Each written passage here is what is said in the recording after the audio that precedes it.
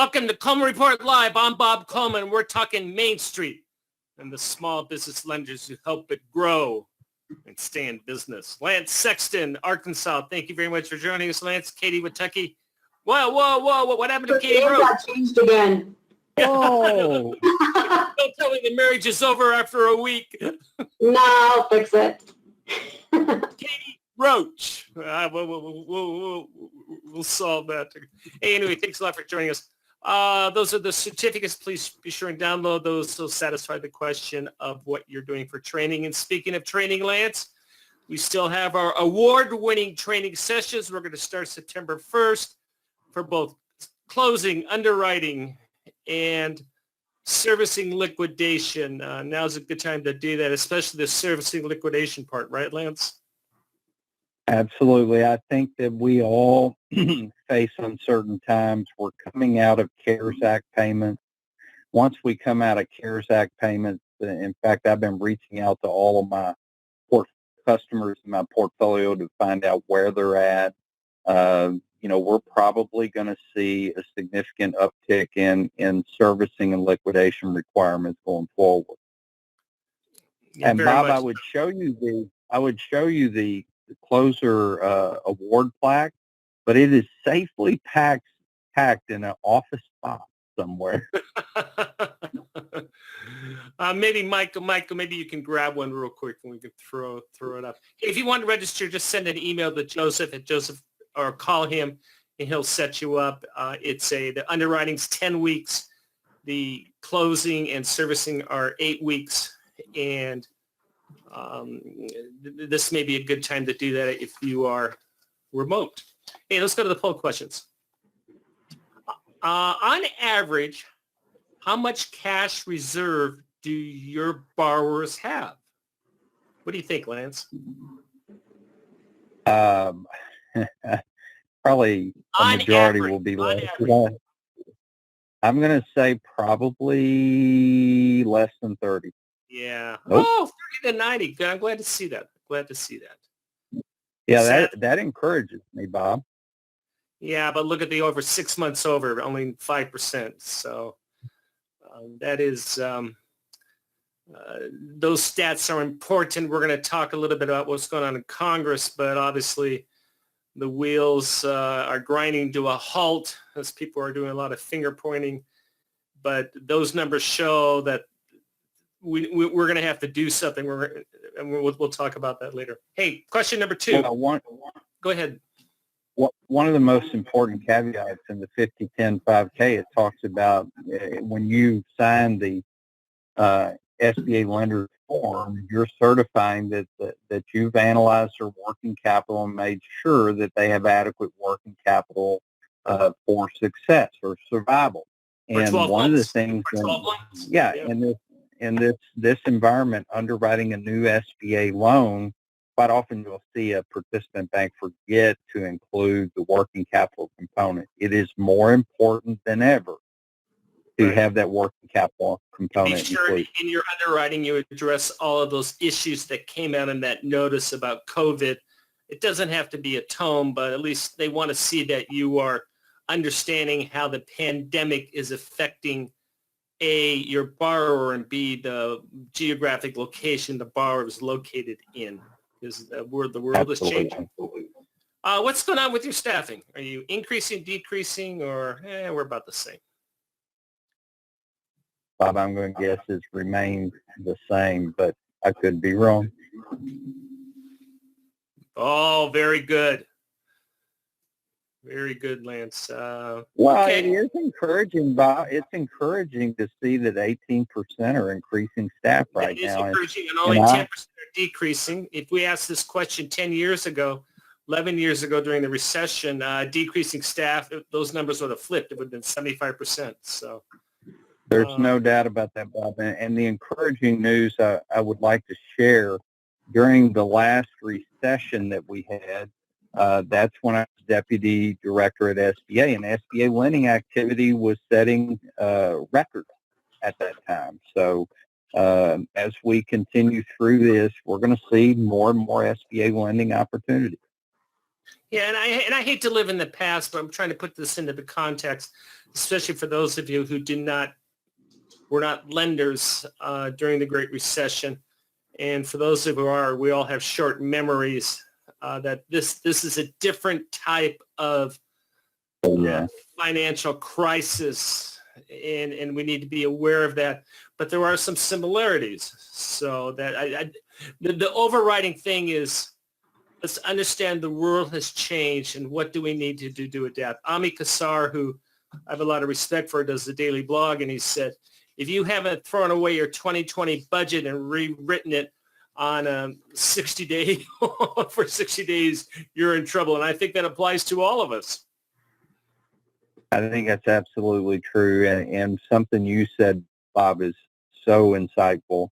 We've been through recessions before, but this one's different. Back in 09, 08, 09, 10, there were businesses that were not hugely impacted, but this is across the board. Every state in the country, there's been an impact. But the one thing I was talking about with one of the commercial lenders that I work with, Bob, we were talking about, hey, there's still great businesses that have done extremely well during this pandemic, and they need capital too. Absolutely. Well, especially if they're increasing staff, they need capital. But that's so we're not trying to focus upon the negative. We're just saying, hey, let's remember this is different than it was 10, 12 years ago. Definitely different than 2019 and definitely different than 2021. The world will continue to change. Number 3, this is per Lance. Is your SBA underwriting different now when calculating DCSR? Why do you want to know that, Lance?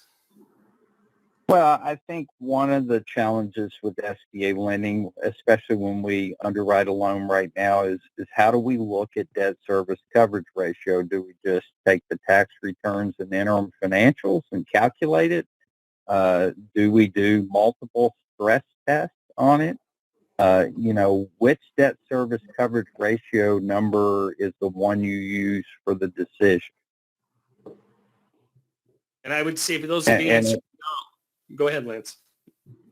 It looks like it's kind of a mixed bag. Some are still using the same standards. Some have ramped up standards, and that's pretty close to what I would have expected.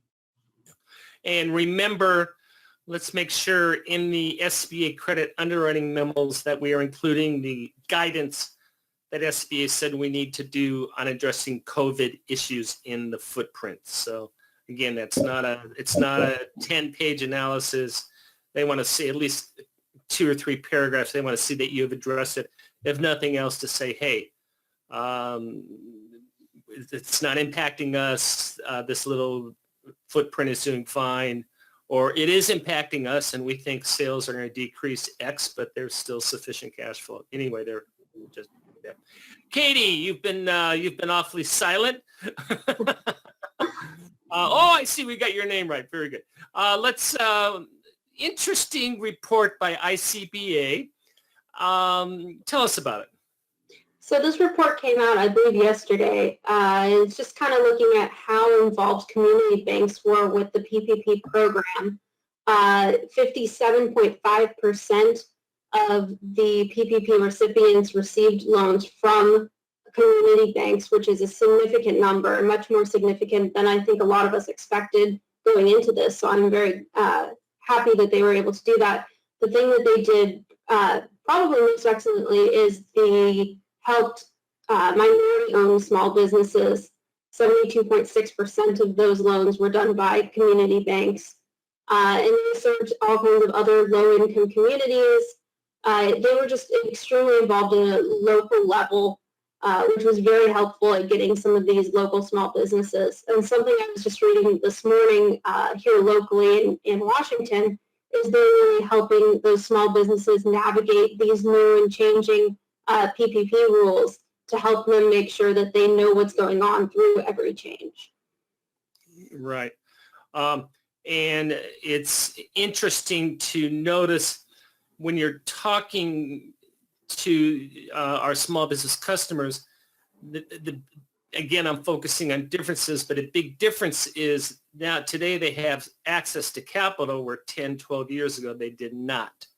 I mean, the credit market's just totally shut off. And here we have a lot of different programs that businesses can make available. So that's good to know.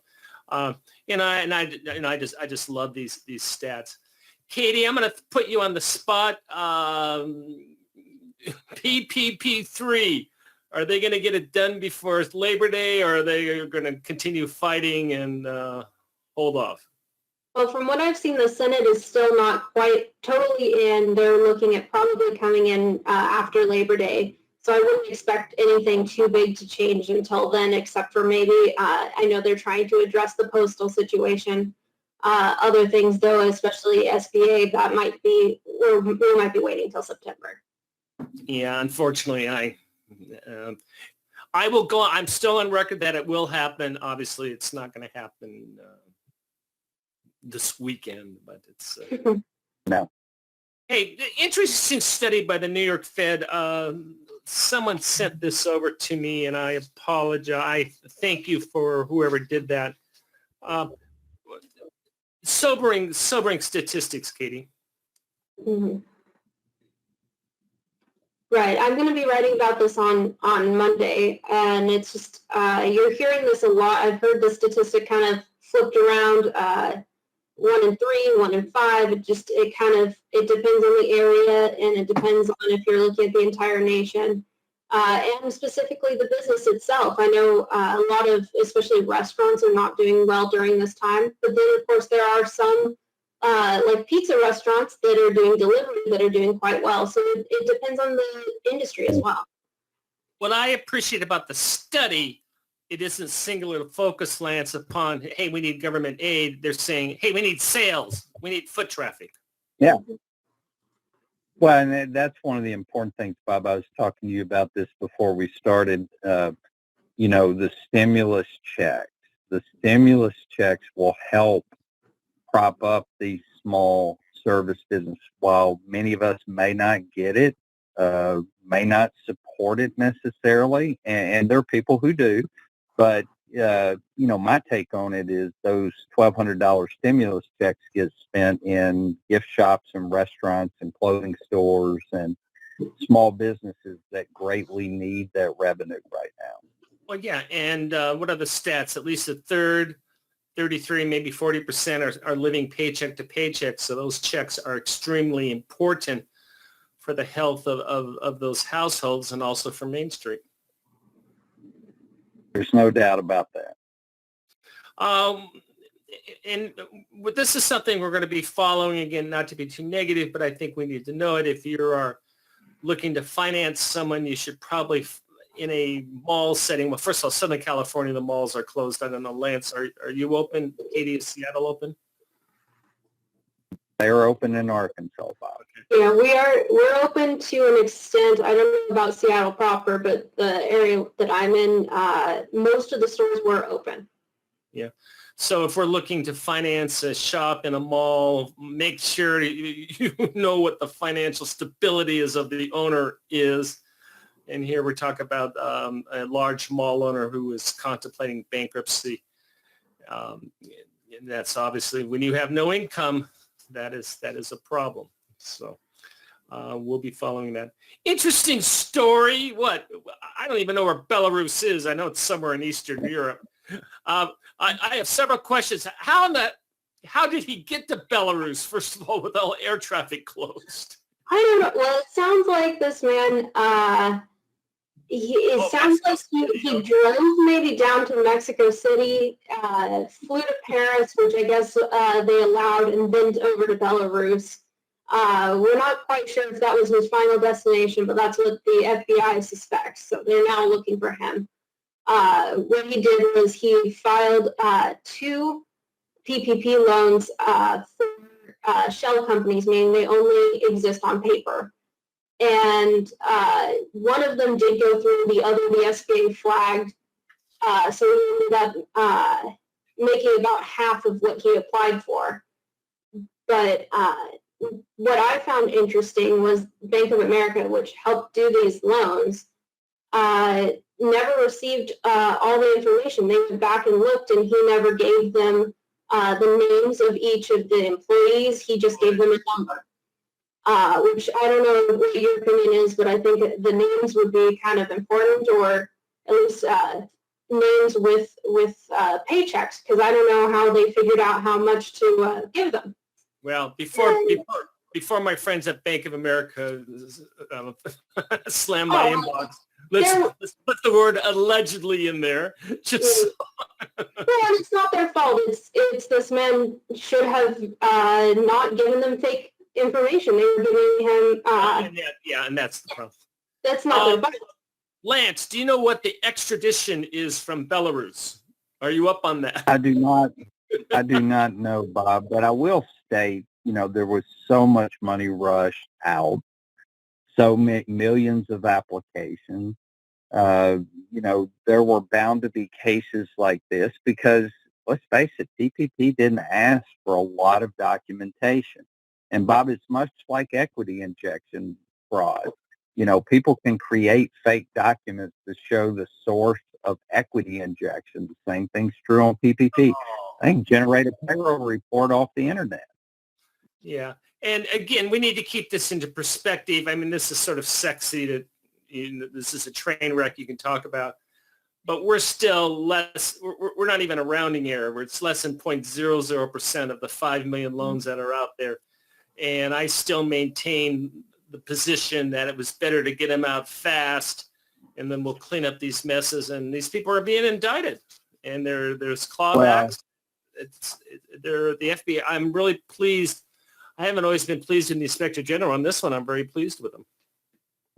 Well, the thing, Bob, we love reading about these people who got these loans and bought Rolex watches and Ferraris and, had a good time, shopping for Gucci. I've never had Gucci anything, but, these are fun to read, but you make an excellent point, Bob, in the context of the millions of PPP loans that are out there.